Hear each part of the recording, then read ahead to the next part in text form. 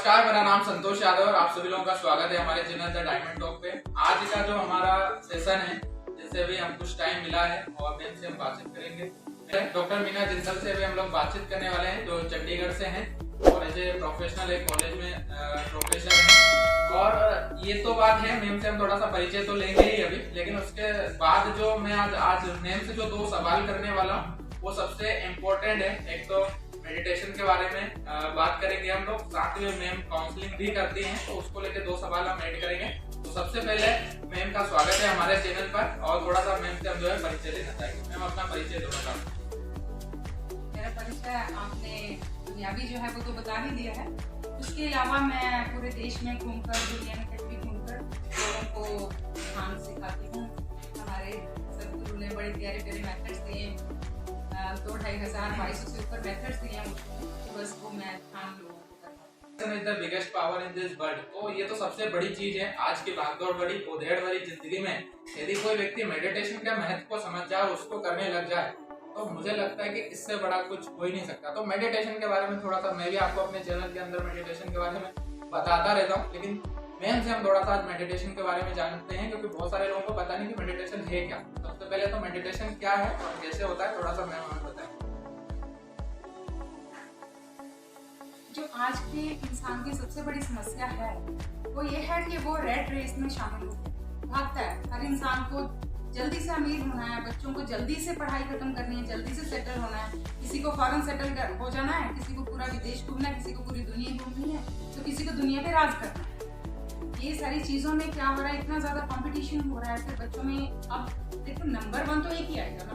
अब 100 लोग कंपटीशन में है तो नंबर 1 तो एक ही, लेकिन सबको नंबर 1 ही आना तो भी नहीं चाहिए। तो उससे क्या हो रहा है कि फ्रस्ट्रेशन आ रही है, बच्चों में फ्रस्ट्रेशन आ रही है। उसके अलावा जो बाकी लोग हैं, ये तो बच्चों की बात होगी जिसको मैं काउंसलिंग में हम बात करेंगे उसके बारे में। और बाकी भी जो इंसान है, पहले इंसान बड़ा सहज होता था, बड़ा सिंपल होता था बुद्ध के जमाने में। जैसा था अंदर से, जैसा था बाहर से, सब एक जैसे चलता था। अभी एक तो दिखावे वाला बाहर हो गया, एक विदेशों का वेस्टर्नाइजेशन जो हो रही है उसका इफेक्ट भी हमारे ऊपर काफी आ रहा है। तो हर एक उम्र के लोगों में एक चिड़चिड़ापन, एक अशांति कह ले हम, अजीब सी भाग दौड़, क्या बोले, उदासी है, बेचैनी है, रिश्ते खराब होते जा रहे हैं, जिसका बहुत बड़ा कारण कहीं पैसा है, कहीं छोटी छोटी बातें हैं।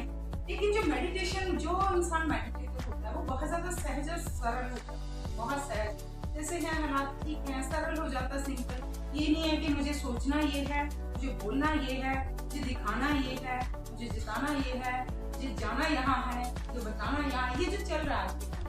जो मेडिटेटर होता है वो एज इट इज एक्सेप्ट करता है, क्योंकि प्रेजेंट मोमेंट में रहता है। अक्सर दिक्कत होती क्या है, या तो हम पास्ट को करते जाते हैं सारा दिन, ये होना था, ये करना था, लेकिन कर नहीं पाए, ये क्यों नहीं हुआ, उसने ये क्यों कर दिया, मैंने ऐसे क्यों नहीं कर दिया। कहीं तो गिल्ट आ जाता है अपने बारे में, मुझे करना चाहिए था, नहीं किया, कहीं पछतावा आ जाता है, कहीं किसी के बारे में गुस्सा आ जाता है, किसी से नफरत हो जाती है, कहीं फ्यूचर को लेकर हम चलते रहते हैं, ये करूंगा, ये करूंगा, ये करूंगा। तो मतलब इस पल में तो आप हो ही नहीं।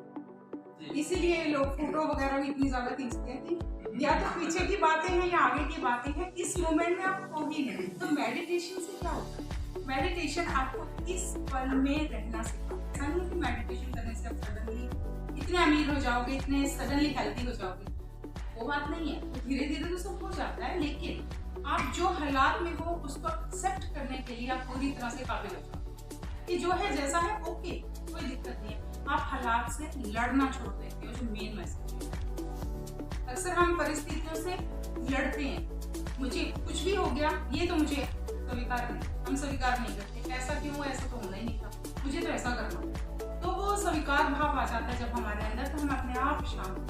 मेडिटेशन का सबसे बड़ा ये फायदा। और हर उम्र के इंसान के मन में कुछ ना कुछ चलता है, चाहे वो बच्चा हो, चाहे वो बूढ़ा हो, चाहे वो जवान हो, चाहे वो मेल हो, चाहे वो फीमेल हो, चाहे अमीर हो, चाहे गरीब हो, चाहे वो किसी भी देश के हिस्से में, दुनिया के किसी भी हिस्से में रहता हो, कुछ ना कुछ, क्योंकि हम परिस्थितियों से लड़ते हैं। जो भी है, जैसे भी हालात है, हम स्वीकार करें। मेडिटेशन से हमें स्वीकार करना चाहिए, सबसे बड़ी बात।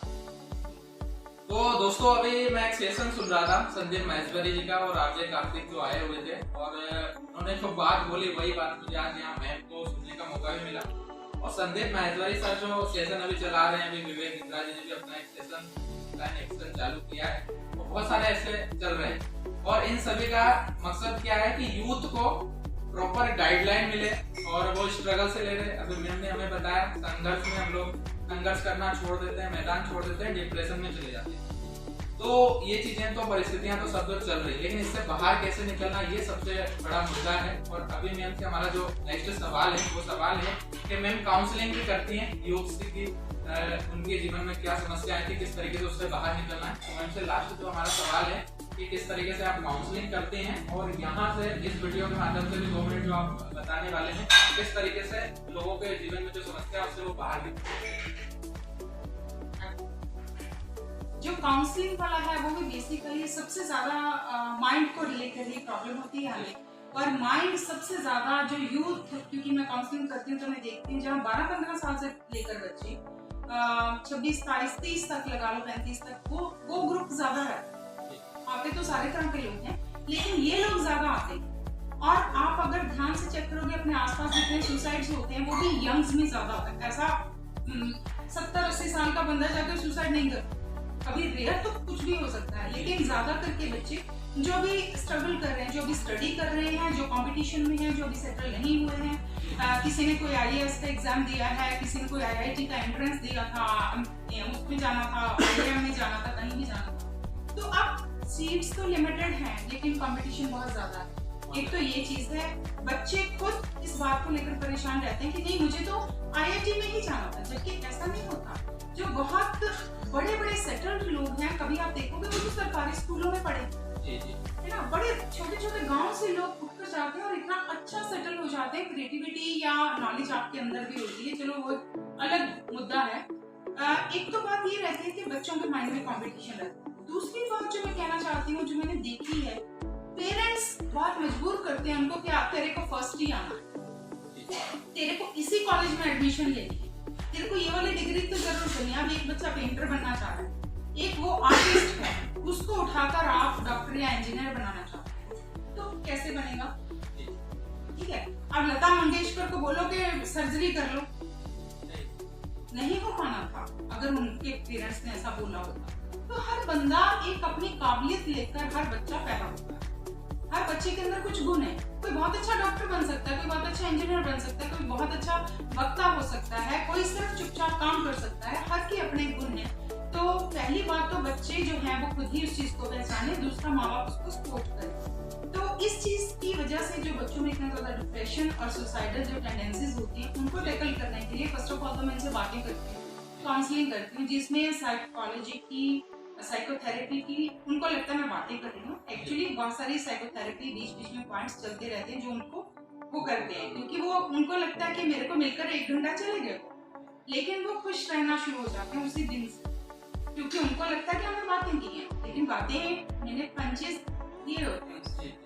तो फिर आगे कभी कभी कोई केस, तो बहुत मैक्सिमम केसेस मैंने देखा है 1-2 उसकी जैसे होती हैं, 2 सिटिंग्स में वो, और कई तो एक में ही उनको इतना ज्यादा फर्क पड़ जाता है। अभी एक लड़का था, वो कोई इंजीनियरिंग होता है, उसकी मदर ने मुझे कॉन्टेक्ट किया, वो कहते 3 साल हो गए हमारा बेटा बोला नहीं, हमने की बच्चा है, उनकी आवाज नहीं सुनी हमने, तो 3 साल से बिल्कुल साइलेंट है, कुछ हो गया होगा ऐसा, बड़ा कुछ हो जाता है।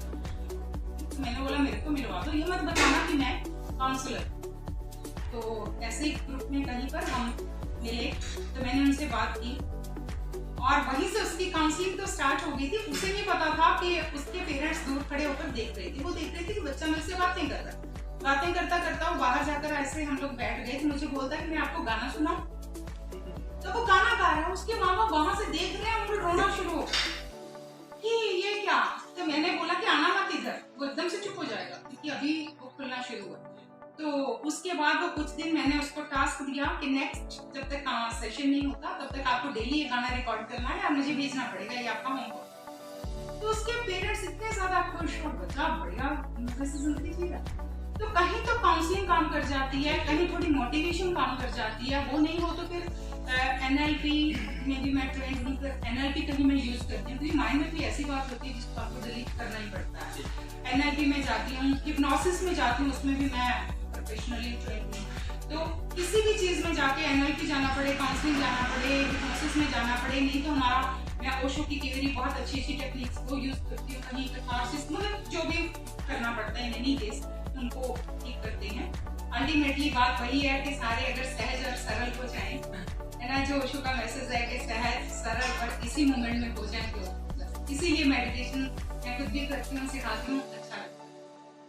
और मेडिटेशन के बारे में एक बहुत बड़ी बात है कि अभी आजकल मैं दाऊदपुर में हूँ, भोपाल से थोड़ा आगे जाकर ये विलेज है दाऊदपुर। वहाँ स्वामी राजेंद्र नागर जी हैं जिन्होंने बहुत बड़ा एक आश्रम बनाने का बीड़ा उठाया है। वो आश्रम आधा तो कंस्ट्रक्ट हो चुका है, बाकी वो हो रहा है।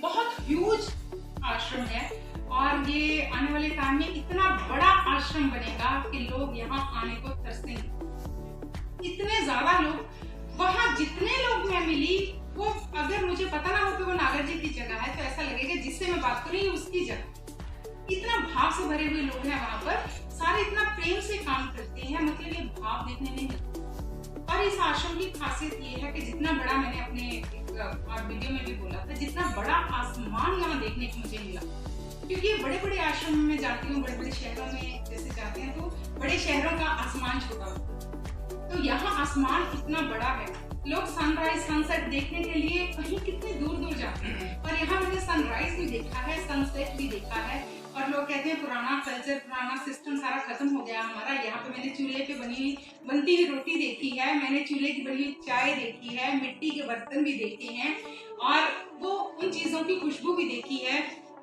आज के टाइम में लोग साड़ी भूल गए हैं, यहाँ साड़ी वाली औरतें भी मैंने देखी हैं, सर पे पल्लू डालने वाला कल्चर भी देखा है, और आसपास में खेत भी देखे हैं। क्या उनकी खुशबू है। कहीं कोई बैठा बांसुरी बजा रहा है, कहीं स्वामी जी ने पीछे झूला डाल रखा है, उस पर कोई बैठा मौन ध्यान कर रहा है। बड़ा प्यारा इन्होंने एक बुद्धा हाल बनाया है जिसके ऊपर पिरामिड बना रहे हैं। ये बना हुआ है, अभी कच्चा है, अभी पक्का हो जाएगा वो। तो वो लगातार ऐसी ऐसी चीजें जो आप चाहेंगे, इंडियन भी चाहेंगे, जो फॉरेनर भी चाहेंगे कि पिरामिड के नीचे हम ध्यान कर लें, कहीं सनराइज देख लें, कहीं सनसेट देख लें, कहीं झूले पे बैठ के अंदर ध्यान हो जाए। वो सारी चीजें हैं यहाँ। और आने वाले टाइम में यहाँ जो खाना बनेगा ना, सब्जी यहीं उगेगी, यहीं से टूटेगी, यहीं से बनेगी, फल यहीं से तोड़ेंगे, जो भी सादा खाएंगे और यहीं पर खाएंगे। और कॉटेजेस भी बना रहे हैं वो बड़ी जल्दी। किसी को इंडिपेंडेंट महीना, 2 महीने, 6 महीने रहना है, कोई कॉर्नर पर रहना है, किसी को मॉल में रहना है, तो वो सारी बहुत अच्छी सुविधा वहाँ होने जा रही है। तो वो दाऊदपुर में आइए, आप सब लोग पर ध्यान क्या होता है, ध्यान में रहना क्या होता है, ध्यान करना विधि होती है, एक 24 घंटे ध्यान में कैसे रह सकते हैं। आइए इस आश्रम में और आप देखिए, अच्छा लगेगा। चलिए, बहुत बहुत धन्यवाद दोस्तों। तो अभी तो मैम के पास नॉलेज तो बहुत है, मैं तो बहुत ज्यादा सुनना और चाहता हूँ, लेकिन समय कम है।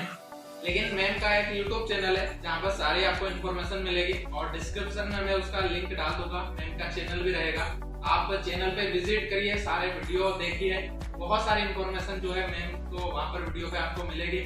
आपके यदि सवाल है, मैम के चैनल पे जाइए, वहाँ पर कमेंट करिए, उससे रिलेटेड भी बहुत सारी इन्फॉर्मेशन आपको मिलेगी। तो बहुत बहुत धन्यवाद लास्ट तक वीडियो देखने के लिए। तो चैनल को लाइक, शेयर एंड सब्सक्राइब जरूर करिएगा। मिलते हैं नेक्स्ट वीडियो में, तब तक के लिए bye, take care and see you soon.